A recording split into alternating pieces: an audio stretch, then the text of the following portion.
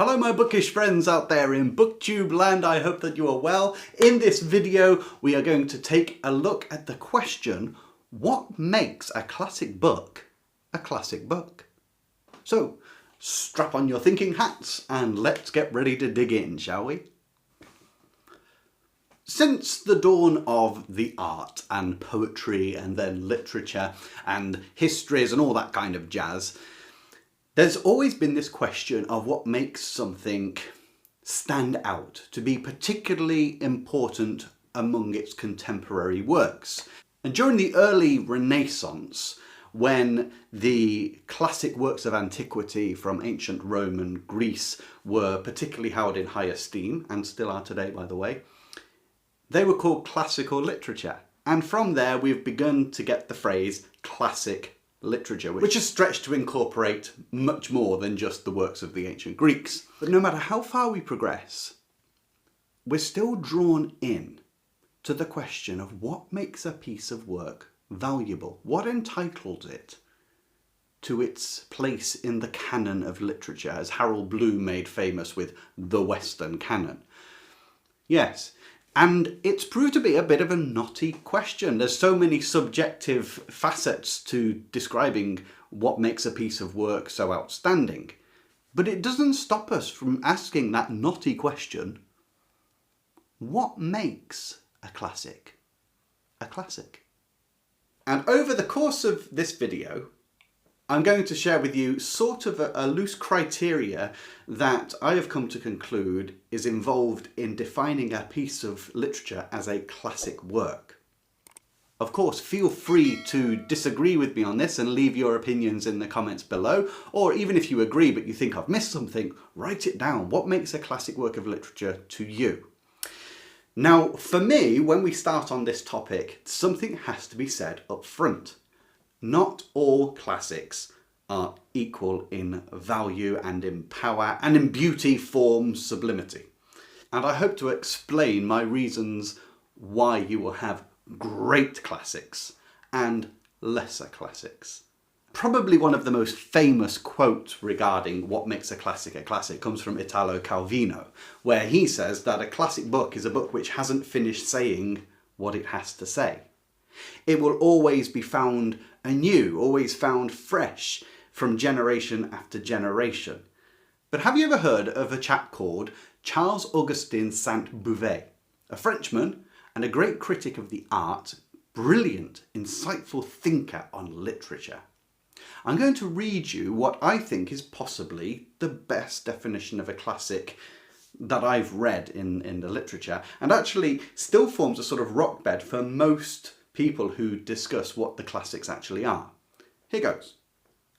A true classic is an author who has enriched the human mind, increased its treasure, and caused it to advance a step, who has discovered some moral and not equivocal truth, or revealed some eternal passion in the heart where all seem known and discovered, who has expressed his thought, observation, or invention in no matter what form, only provided it be broad and great, refined and sensible, sane and beautiful in itself. Who has spoken to all in his own peculiar style, a style which is found to be also that of the whole world, easily contemporary with all time. Now, isn't that just a dribble-worthy piece of writing? This is what the classic literature is about. It's about passing on the human experience, what it is to be, what it is to live, what it is to love, what it is to hate, what it is to feel deeply. That ultimately is the root criteria for a real classic. Now, of course, not every work in the classic pantheon actually ticks that box, and we'll come to those later. But the truly great classics will always inform, will always shed light on what it means to be you. And there is something exquisite about discovering these moments of recognition and understanding in works of great literature which touch right to the core of our very being. Let me just read you a further quote from Saint-Beuve. "There comes a time in life when, all journeys completed, all experiences made, there is nothing more palpably joyful than to study and re-examine the things we know, to truly savour what we feel, as if we see the people we love again and again, pure delights of the heart, of that taste of maturity."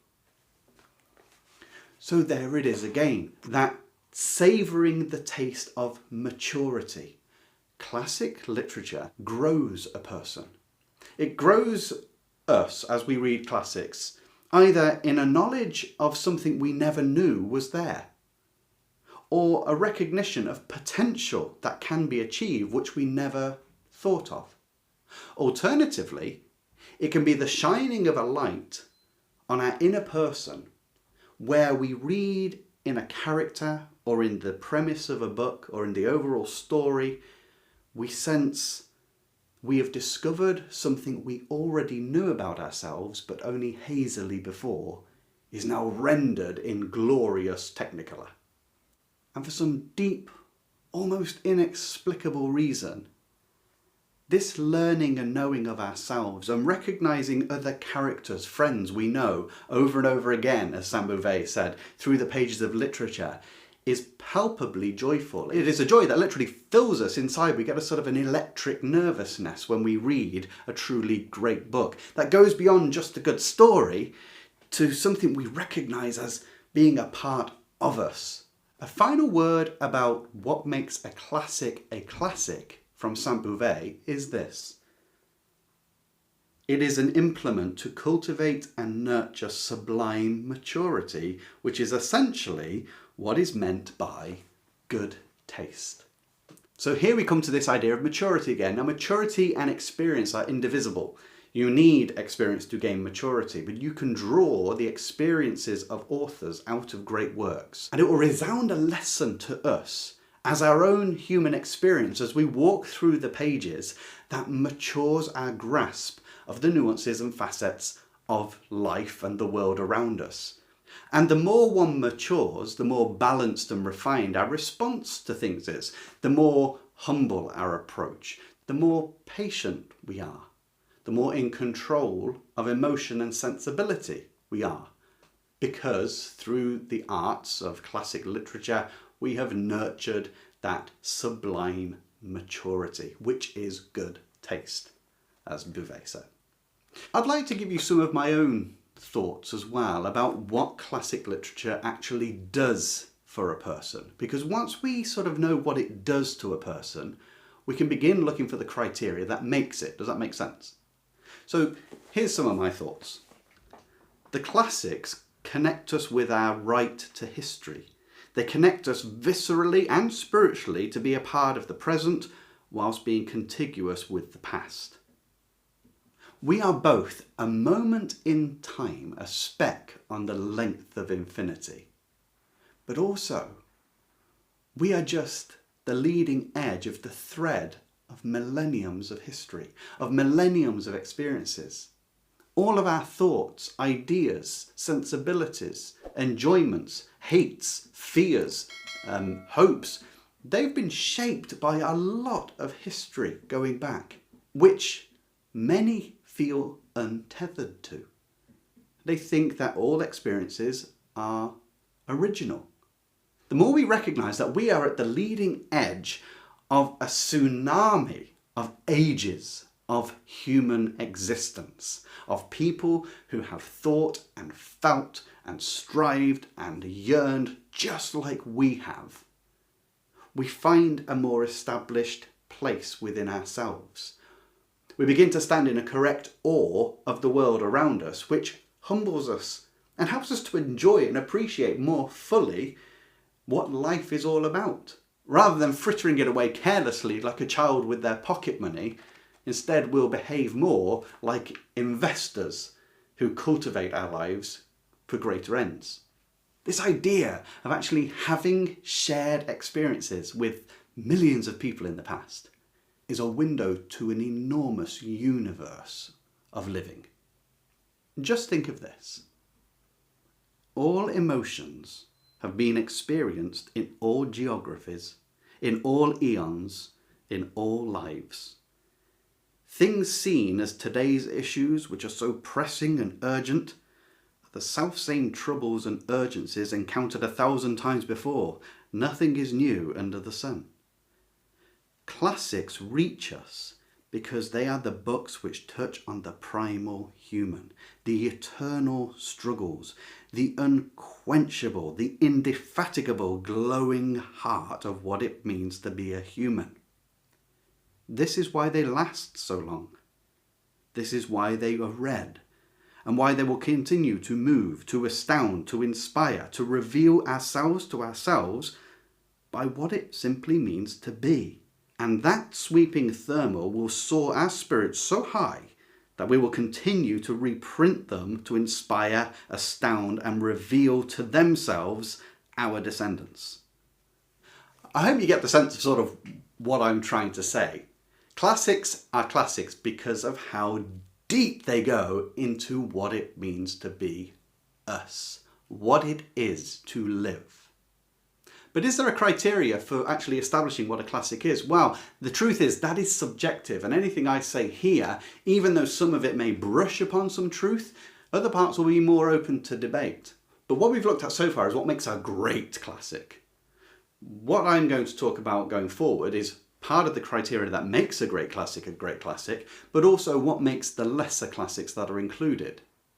But thus far, to sum up, a good classic will always astound, deeply touch, inspire, prophesy, test, explore, bring about a revelation, or grow beyond its own place to the world at large, and yet speak to the world at large through each individual. That's what the classics will always do. And it's when we're touched by them that they end up being reprinted to be passed on, because they have that significant and moving effect that we want to perpetuate them to our offspring. So now let's step into some criteria. So number one in the criteria of what makes a classic, I suppose to some level has to be its longevity. It has to be able to last. But how long do you need to last in order to be called a classic? Now, for me, this is a totally arbitrary number, by the way, but generally speaking, for my own self, I think that a book should have been passed down at least 3 generations after it was written, which would make it 60 years old today. There are, of course, exceptions to that. I'll probably mention one a bit later on. But it's always a good signal that a book has something worth saying, or as Calvino said, it hasn't finished saying all that it has to say because others are still drawing it up. So that would be one certain criteria. It has to last a certain length of time. But of itself, lasting a long time does not make a classic. There are plenty of things written way back when which were awful. And that brings me to the second criteria.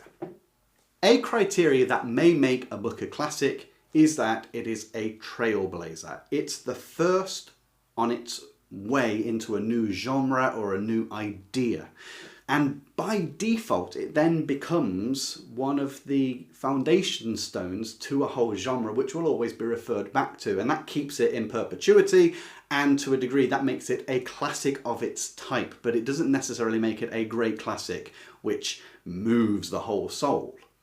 But it was significant enough to get people's attention. So, for instance, if you think of the Gothic genre, which stretches over an enormous amount of years and has come to incorporate subgenres like Gothic horror. And do you know, whenever you read like a murder mystery, you're essentially reading the Gothic genre because it's to do with fear and something ethereal and threat and mystic. So that genre speaks to us. We like to be intrigued. We like to be scared. That's part of our essence of being. That's who we are. So The Castle of Otranto by Horace Walpole will always be a classic, since really it was the book that established the Gothic genre. And then you've got books which develop out of that in the early stages. So you've got Adolfo as another example, which actually is the book that's being read by the young ladies in Northanger Abbey by Jane Austen. And yet, to be honest, I don't think either The Castle of Otranto or Adolfo is particularly that good. But they're classics because they're right there at the offing. Another genre, which is sort of an offshoot of the Gothic actually, is the sensationalist novel. So that really excites and titillates and makes one very intrigued. It's almost voyeuristic into the life of other people. That's the sensationalist novel. And you've got Mary Elizabeth Braddon, who is renowned for writing these things, her most famous being Lady Audley's Secret. Now, Lady Audley's Secret is a really, really good story. But does it shed experience on our lives? Does it dig us deep into who we are, what it means to be at the leading edge of a tsunami of ages past? No, not at all. But it's a prime example of its type. And of course, it fits in influencing literature through the ages. And so has added a step to the human arts, thinking of what Saint Beuve said, that making a step. And so it's not a great classic, but it's lasted because of its influence on things around it. Agatha Christie, you could say her works will always be a classic because the murder mystery genre specifically comes out of Agatha Christie. I know many will say she's not the first, of course she's not, but boy oh boy, when you say murder mysteries, she's going to be the first, if not amongst the first, of the authors you ever mention. She is a classic in its genre. And so that's another feature of what makes a classic, if you are a trailblazer. Now let's move on to the more significant features that make a classic a classic. You will have heard this phrase a lot. A classic discusses universal themes and ideas. That's quite a hazy phrase. If I were to say love is a universal theme, no one would disagree. But does that mean Legally Blonde is a classic? No, no more than it would make most of the things that you find in a bookshop nowadays on the top sellers list. They're not classics. They're a good story, which may involve emotions because we are humans after all, but they're not a deep exploration of the theme of, let's say, unrequited love or finding the meaning of life or exploring why so much suffering, or what does my life amount to? The value of life. These are deep themes which resonate with human beings. Great works of literature will talk about us. We will identify with characters and we recognise ourselves in there, or at least the struggles in there. So when we talk about a theme like the failure to find love, or to be spurned, or to be hurt, or to not understand why there's so much suffering in the world, or what is the meaning of life, all of that gets crammed into Tess of the D'Urbervilles by Thomas Hardy. If you've ever read it, it's a book that rips you to pieces because you can see the unfairness of what's going on. You can feel the delight of love burgeoning in the breast, but then the awful arbitrariness of life and the unfairness of how it can be treated. Another book I've read recently, Epitaph of a Small Winner by Mershado Gircis, is quite humorous, but it actually just keeps pushing. It leaves you thinking, yeah, what does life actually amount to? Life is a curious thing. But it's not achieved by going, oh, that was a really good story that was, and oh, how curious some things we do are. No, it really is making a point. It keeps hammering a point over and over and over, and eventually you start realising Gircis's point of view. And all it is to get us to look at our own lives and say, what are we amounting to? What is the value of what you are doing? When a book explores a universal theme rather than just incorporates it into a story, it adds to that sublime maturity that we talked about earlier. We grow. We begin to quiz ourselves. We begin to find something about ourselves. Maybe we're even altered or challenged. So that's another point of what makes a classic a classic. Now moving up into what makes a great classic, we come to something that I'm particularly fond of and always look for if I'm going to qualify something as a great piece of work for myself. And that is lots of good or great classics will work upon a theme or a hypothesis, an idea, and test it. Remember what Sam Bouvet said, who has expressed his thought, observation, or invention in no matter what form, only provided it be broad and great, refined and sensible, sane and beautiful in itself. Many great classical works explore an idea to find a truth that is both simple and broad. It could be specific but can be applied generally. It's sane. It's not really out of left field. It's discreet. It's beautiful because we recognize it to be true of ourselves and others. So what examples could we take of a classic that explores an idea? Is it morally okay to kill a person if it benefits the majority of the village or the town? Or is good and bad an objective thing which stand solid and true? Now that's key to our understanding of ourselves and life around us. And it's exactly at the base of Crime and Punishment by Dostoevsky. And starting with the premise of Raskolnikov from the university, of this nihilistic utilitarian idea that the thing that is good is what brings the most happiness and relief to the majority, even if it's brought about by traditionally evil means, where he wants to kill an old lady with an axe. And you see Raskolnikov struggle after his crime with coming to terms with what he's done and the idea. His philosophy says it should be good, but he's torn with fear of being caught, and he's not sure whether he can keep justifying himself, but he keeps trying to do it.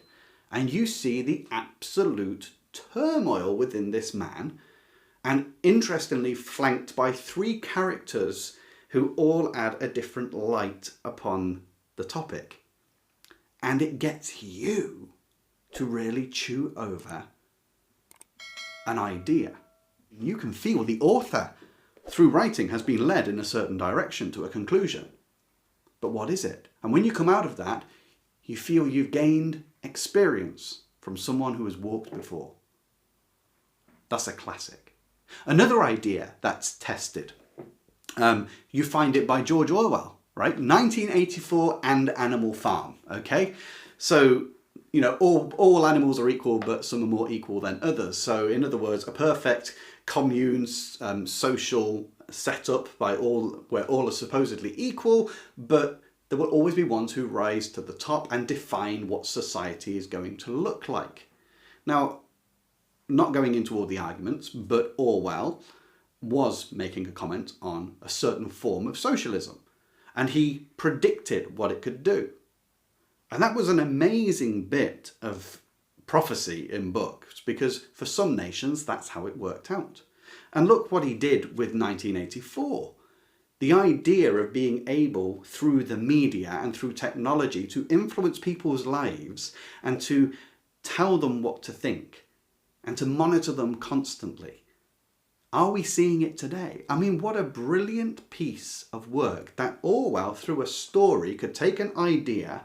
Can a totalitarian regime actually get into the minds of people and tell them what to think, what to believe, what to do? And that's what he does in 1984. Outstanding. I mean, what a book. And you read that, and when you've read it, you come out with a sense of maturity, a much more sage and patient view of the world around. Another brilliant, brilliant classic which takes an idea and explores it, a hypothesis and explores it, is The Tenant of Wildfowl Hall by Anne Bronte. As the story goes, it's very engaging, but boy is it grueling. You know, you've got Helen Huntingdon with her little boy turning up in this village, She's got no husband. She lives outside of the village. She teaches her own boy. She doesn't send him to school. She doesn't have any men there to help teach him. And of course, people think this is a bit odd. A boy needs manly instruction. He needs to know the ways of men. But the idea that Anne Bronte is looking at in that book is how unfairly treated boys are in their education, morally. And how she focuses on her own husband and looks at his background, his youth, his upbringing, where he was allowed to indulge in vices as a child, and all of his reprobate friends. She touches on their childhood regularly, and she explores this idea.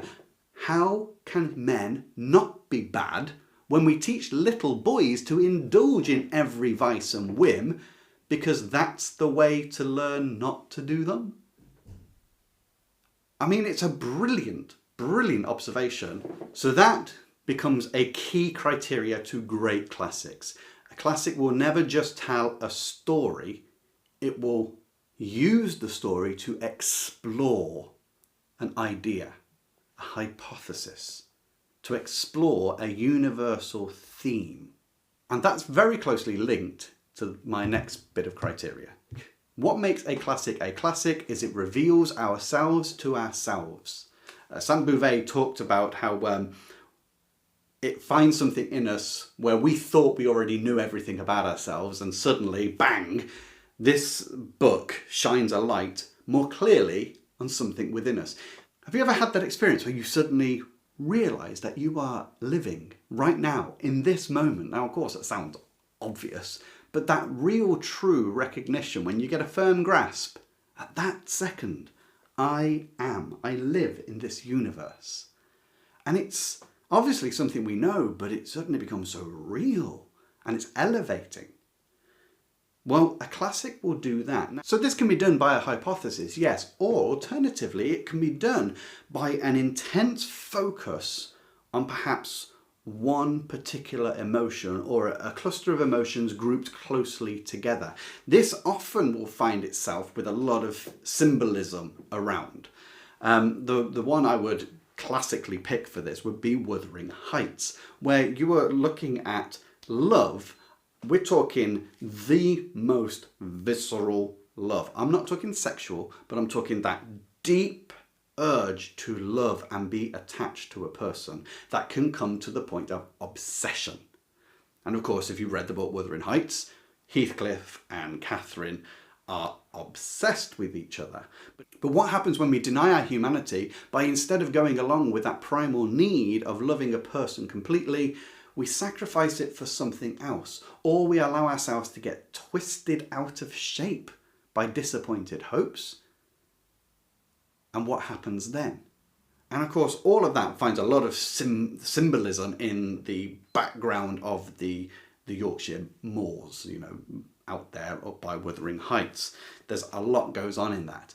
It is so punchy. It is so hyper-focused on one aspect that we all recognise in ourselves, that need to be loved and to give love, that there's not many books more forceful than Wuthering Heights, to be quite honest. Another example of classic literature which shines a light on ourselves and what our potential is Sherlock Holmes.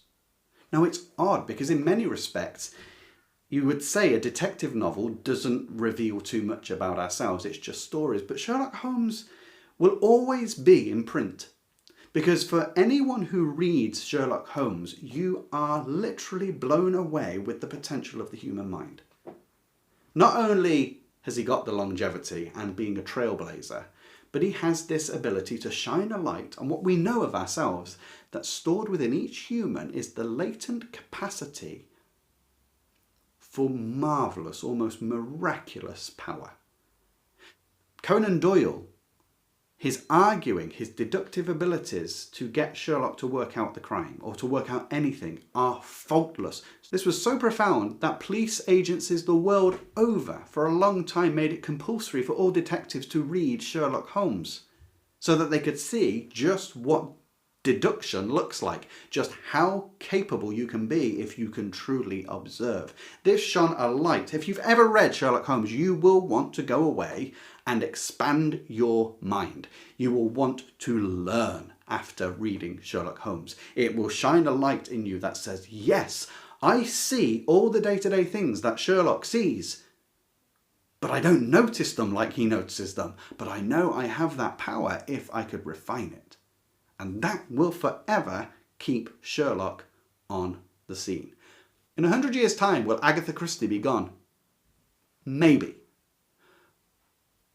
Will Harlan Coben be gone, who I also like? More than likely. Will Sherlock Holmes be gone? Absolutely not. Because of the light he shines on the human capability. He touches us. To Kill a Mockingbird, that will forever be a classic because it opens your eyes to the world of racism and discrimination, how it's in us, but using children who are not naturally discriminating to show us that we all have the bogeyman who lives next door, the other. But that person, just because we don't know the secret person of the heart, doesn't make them scary, doesn't mean they're bad, doesn't mean they're a threat. And when we read that, we say, yes, some of my prejudices are just like little children who are worried about the bogeyman next door, who turns out to be a fine guy. And there's a realization, a sublime maturity, a sharing of experience which brings a sublime maturity. I recently talked about a book called A Month in the Country by J.L. Carr. Now this breaks one of my criteria on longevity. I would normally say a classic has to be 60 years old. This was written in 1980, so it's 40 years old. But the light it shines inside us and helps us to recognize a certain broad and true reality that exists in all of us comes out of the pages of this book. And it's that we all have these brief moments of perfection in time that we can't ever keep hold of. But they were the moment that we lived, that we were.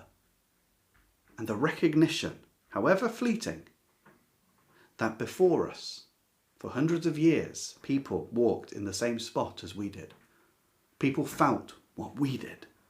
People had loves and lives as we did. And that in 100, 200, 1,000 years' time, people will be having the same moment. And in that, we are all knitted together throughout all time. That clear imprint that the book A Month in the Country leaves upon you, to me, although it's not 60 years old yet, is so recognizable to everyone and yet so profound to read that it becomes a classic. I'm pretty sure it's a book that will last. It may go in and out of vogue, but it's a book that will last. It will become a classic. The final criteria that I have for what makes a great classic is a classic work you cannot remain unaffected by it. It gives you a sense of being alive in the present and continuous with the past. It connects you and it connects me to the millions of lives that have been lived on this planet, irrespective of geography, irrespective of gender, irrespective of economical station. The feelings that we all have, the emotions, the desires, the hurts, they're all the same no matter where, who, or how you live. And that's what a classic will always touch on.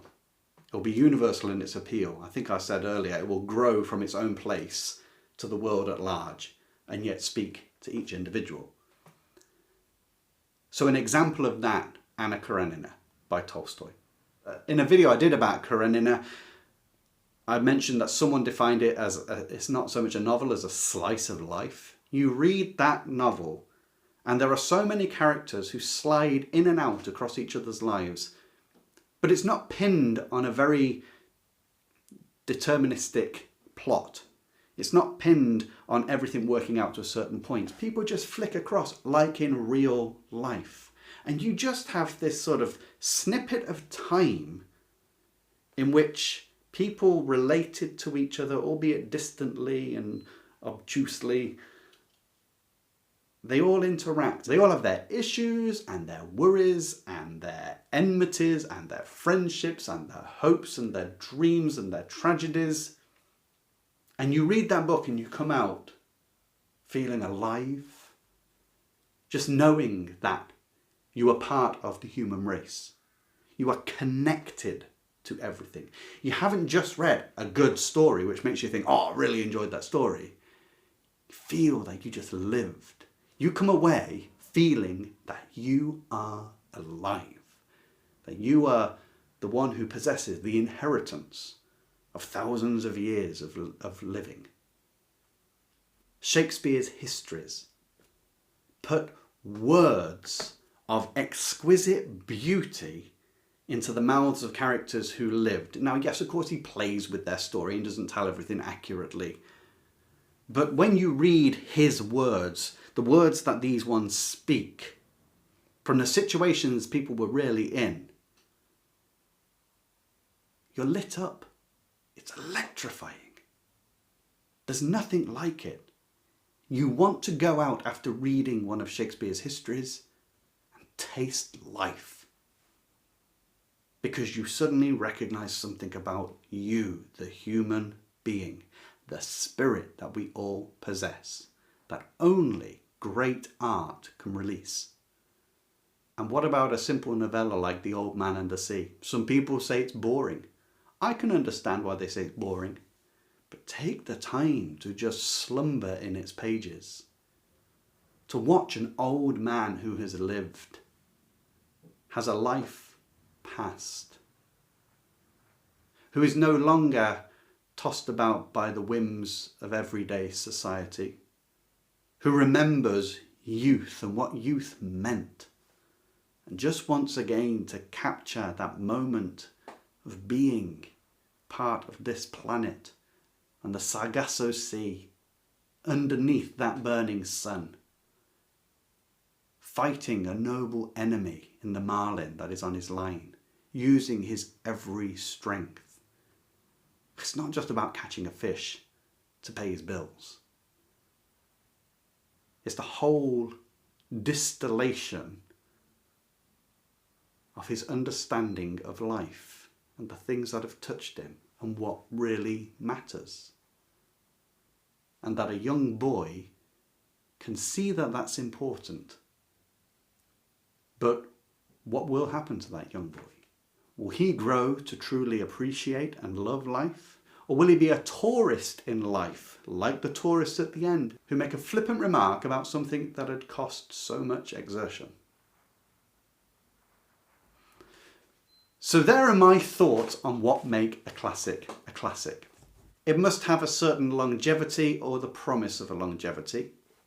A classic may be called a classic if it is a trailblazer, even though it may not be the best book. It's earned its place as a classic because it's influenced arts for the future. But great classics start after those criteria.